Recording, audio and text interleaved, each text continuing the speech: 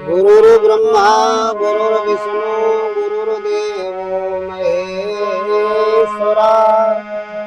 गुरुर्साक्षात् परं ब्रह्म तस्मै श्री गुरुवे नमः।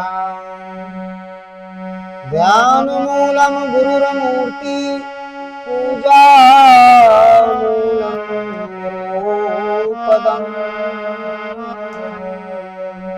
मंत्रमूलं गुरुर्वाक्यं मोक्षमूलं गुरुकृपा।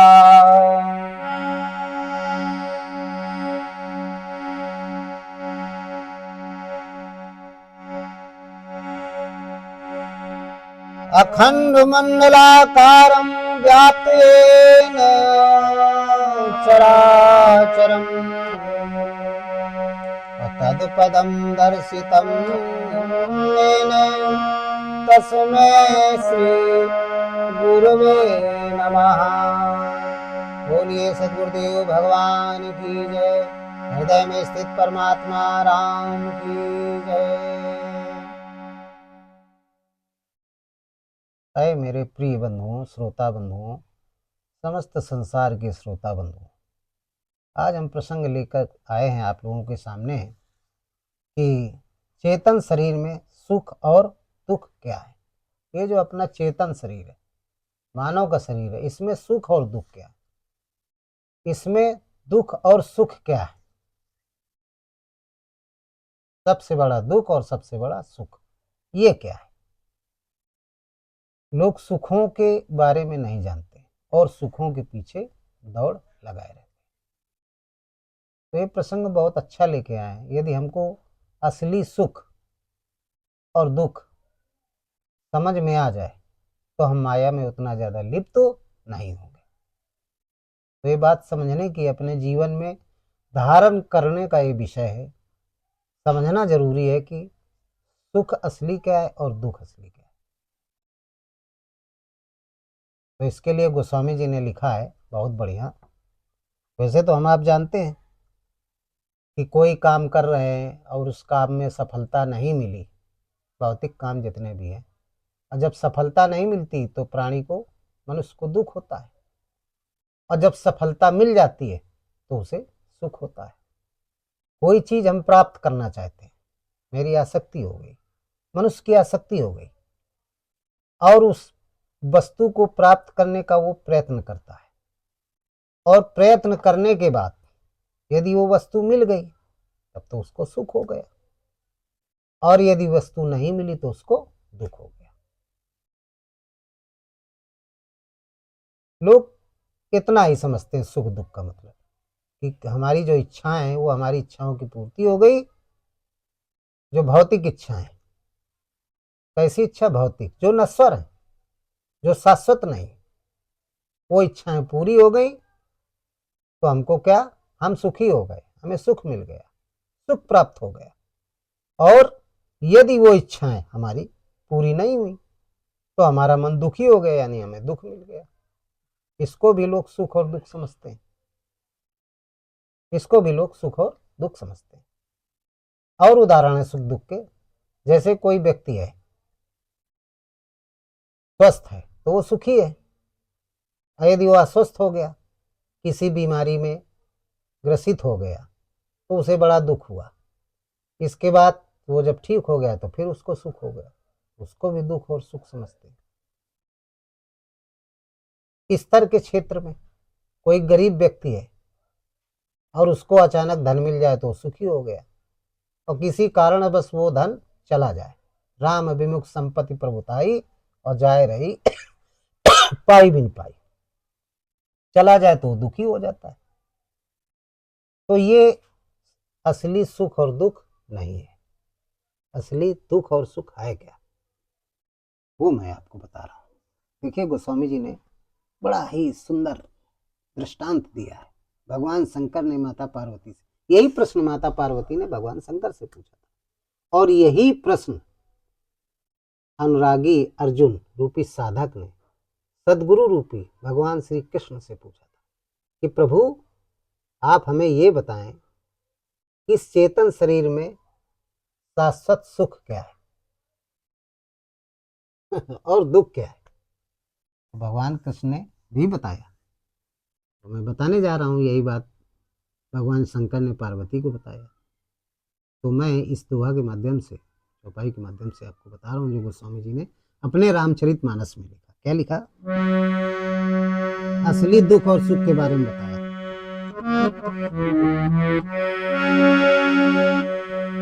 कि नहीं दरिद्र समय और दुख जग माही, और संत मिलन समय सुख जग नाही। तो नहीं दरिद्र समय दुख जग माही, और संत मिलन समय सुख जग माही। बड़ी अच्छी बात लिखी है संत गोस्वामी तुलसीदास जी ने, बड़ा अच्छा लिखा है कि नहीं दरिद्र सम दुख जग माही, और संत मिलन सम सुख जग नाही। इस चेतन शरीर में यदि दरिद्रता है, दरिद्रता ने वास कर लिया है, इस मानव शरीर में यदि दरिद्रता ने वास कर लिया है, तो फिर इस मानव शरीर से ज्यादा कोई दुखी शरीर, कोई भी 84 लाख योनियों में कोई भी प्राणी दुखी नहीं, इससे बड़ा दुखी नहीं। अब बात आती है कि ये दरिद्रता क्या होती है, दरिद्र किसे कहते हैं? प्रश्न आ गया कि दरिद्र किसे कहते हैं। गोस्वामी जी ने जो लिखा है, नहीं दरिद्र सम दुख जग माही, संत मिलन सम सुख जग नाही। संतों के दर्शन के मुकाबले, उनका दर्शन करने के बराबर कोई सुख नहीं है। तो दरिद्रता किसे कहते हैं, इसके बारे में हमें समझना पड़ेगा। देखिए, दरिद्रता उसे कहते हैं, उसको नहीं कहते कि धन नहीं है आपके पास, निर्धन है तो उसको कहा जाए दरिद्र, या बहुत गंदे हैं आप, बड़े मैले कुचैले हैं, तो आपको कहा जाए कि नहीं आप बहुत दरिद्र हैं। ये भौतिक दरिद्रता है, आध्यात्मिक नहीं है, मानसिक नहीं है, आत्मा की दरिद्रता नहीं। ये किस क्षेत्र की है? भौतिक शरीर की है, संसारिक क्षेत्र की दरिद्रता है। गोस्वामी जी ने इसको नहीं लिखा। चौपाई तो भौतिक दृष्टि में, लेकिन इसमें आध्यात्मिक भाव छिपा है। भगवान शंकर का रामचरितमानस है, वो अध्यात्म है, अपने अंतःकरण की दरिद्रता। वो अंतःकरण की दरिद्रता क्या है? अंतःकरण की दरिद्रता ये है कि हमारे अंतःकरण में सुख रूपी देवी संपद यानी दैवी वृत्तियां, जो सभी 33 करोड़ देवताओं, देवी और देवताओं रूपी है, जितनी वृत्तियां हैं वो अरबों खरबों हैं। तो जो धार्मिक वृत्तियां हैं, ज्ञान वैराग दया धर्म तेज प्रज्ञा, ये 33 करोड़ से ज्यादा है। ठीक। और आसुरी वृत्तियां भी ऐसे ही है। 2 प्रकार की वृत्तियां होती हैं, इन्हीं को देवी संपद कहते हैं, गीता में लिखा है, और आसुरी संपद कहते हैं। 2 प्रकार की वृत्तियां होती हैं, अनंत वृत्तियां हैं। तो दरिद्रता कब आती है? इस अंतःकरण में हमारा मन दुखी क्यों हो जाता है? क्यों? कौन सी दरिद्रता है? धन की दरिद्रता, धन की, वैभव की दरिद्रता, शरीर तक। इसको इसको दरिद्रता नहीं कहते। दरिद्रता ये कहते हैं जब हमारे अंदर आसुरी प्रवृत्ति बढ़ जाती है, तो व्यक्ति दरिद्र हो जाता है। काम क्रोध मद लोभ ईर्षा द्वेष राग पाखंड उद्वेग, ये सारी वृत्तियां जब बढ़ जाती हैं तो हमारा शरीर दरिद्र हो जाता है, दुखी हो जाता है, आत्मिक दुख हो जाता है, आत्मा प्रसन्न नहीं रहती है। बहुत सारा सब कुछ हो आपके पास, भौतिक जीवन का सारी सुविधाएं हो, रहने की, खाने की, पीने की, जीने की, लेकिन यदि दरिद्रता है, मानसिक रूप से आप दुखी हैं, काम क्रोध मद लोभ ईर्षा द्वेष हैं, तो आप टेंशन में रहेंगे। आपके अंदर इच्छाएं होंगी, क्रोध होगा तो आपका टेम्परेचर हाई रहेगा। क्रोध नाम की आसुरी वृत्ति है। यदि लोभ नाम की आसुरी वृत्ति है तो आपका मन संसार में लगा रहेगा कि अभी 1 लाख रुपए, अभी 2 लाख हो जाए, 3 लाख हो जाए, 4 लाख हो जाए। काम की आसक्ति, ये चीज हो जाए, वो चीज आ जाए, ये हमारा काम हो जाए, वो हमारा काम हो जाए। तो काम क्रोध मत, और जब सब आ गया तो अहंकार हो जाएगा। तो ये दरिद्रता है, ये दरिद्रता, ये गंदगी हमारे मन को चैन से नहीं रहने देती। सबसे बड़ा दुख है। वो व्यक्ति सुखी नहीं रहता, 99 के चक्कर में पड़ा रहता है, वो दुखी ही रहता है। इसी को गोस्वामी जी ने कहा है, नहीं दरिद्र सम दुख जगमाई। इस संसार में दरिद्रता के मुकाबले कोई दुख नहीं। सबसे बड़ा दुख है दरिद्रता, जिसके अंदर ज्ञान नहीं है, भक्ति नहीं, वैराग नहीं है, तप नहीं है, जप नहीं है, वो दरिद्र है। जो भगवान का नाम नहीं ले रहा है, दिन रात विषयों के चक्कर में पड़ा हुआ है, आसक्त है, वो सबसे बड़ा दरिद्र व्यक्ति है। दरिद्र का मतलब ये नहीं है कि उसके पास धन नहीं। दरिद्र वो व्यक्ति है जो भगवान से विरक्त है, अनुरक्त नहीं, विरक्त है, भगवान से दूर हो गया है। सबसे बड़ा दरिद्र व्यक्ति है। उससे बड़ा कोई दरिद्र व्यक्ति इस संसार में नहीं है। उसी को गोस्वामी जी ने लिखा है। और सुखी व्यक्ति किसके लिए बताया? सुखी कौन है? उसके लिए बताया कि संत मिलन सम सुख जग नाहि। संत कबीर ने बहुत अच्छा लिखा है। देखिए, जब उनसे पूछा उनके शिष्यों ने कि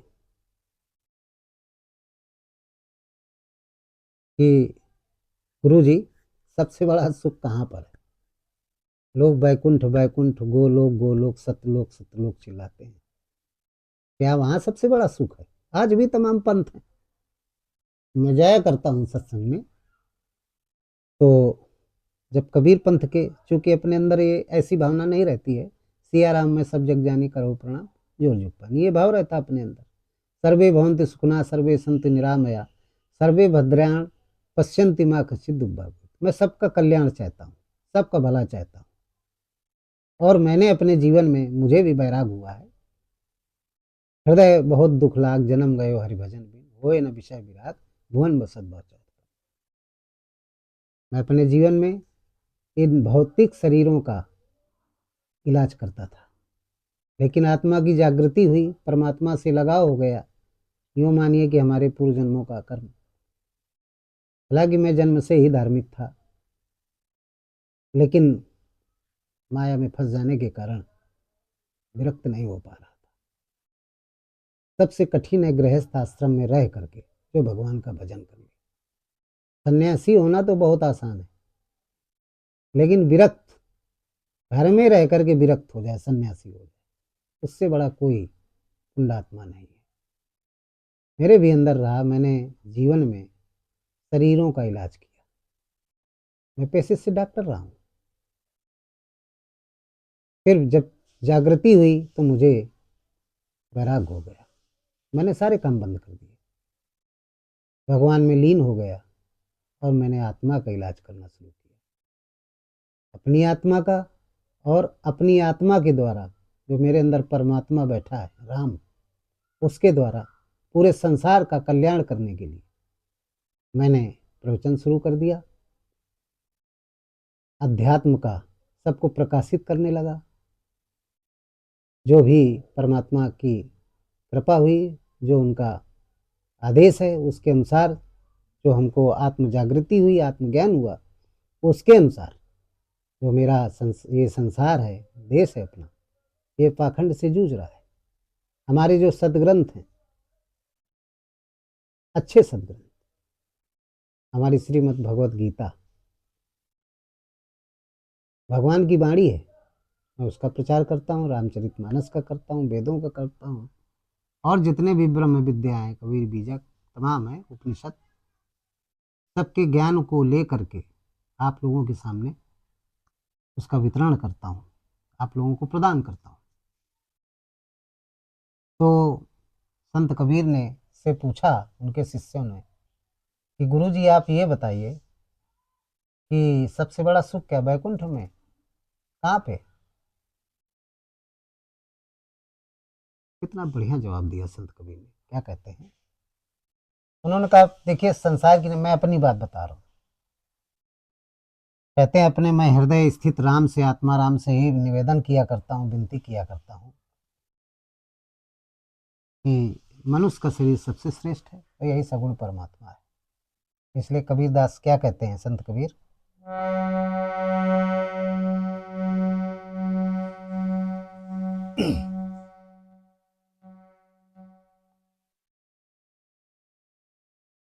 कहने लगे कि सबसे बड़ा सुख है इस मानव शरीर में, लेकिन इसको जिसने पहचान लिया, इससे बड़ा कोई सुख नहीं। तो समय उनका आ गया था, जब उसी समय की बात थी, जब उनका अंतिम समय आ गया था, तभी शिष्यों ने पूछा था। तो उन्होंने अपनी अंतरात्मा की जो भावना थी, उनके विचार थे, वो उन्होंने प्रकट किया। कहते हैं मेरा अंतिम समय है, राम जी का बुलावा आ गया, लेकिन कहते हैं जाने की इच्छा नहीं है कि राम बुलावा भेजिया कि दिया कबीरा रोए, राम बुलावा भेजिया और दिया कबीरा रोए कि जो सुख साधु संग में किसो बैकुंठ न हो।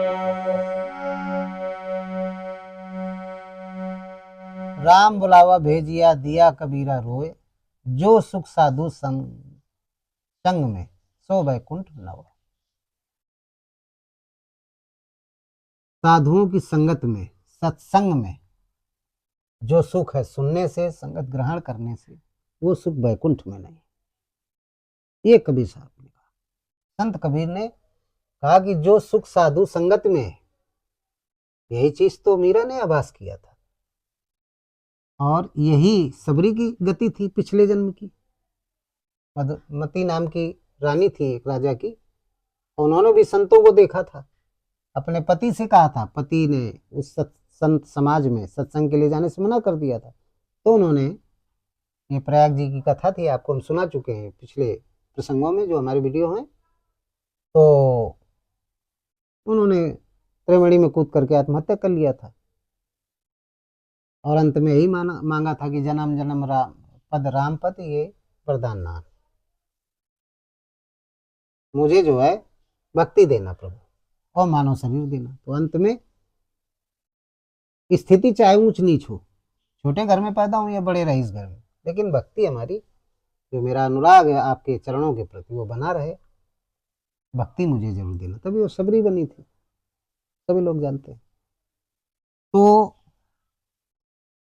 कहने का तात्पर्य यह है कि नहीं दरिद्र सम दुख जगमाही और संत मिलन सम सुख जगमाही। इस चेतन शरीर में सबसे बड़ा दुख दरिद्रता है।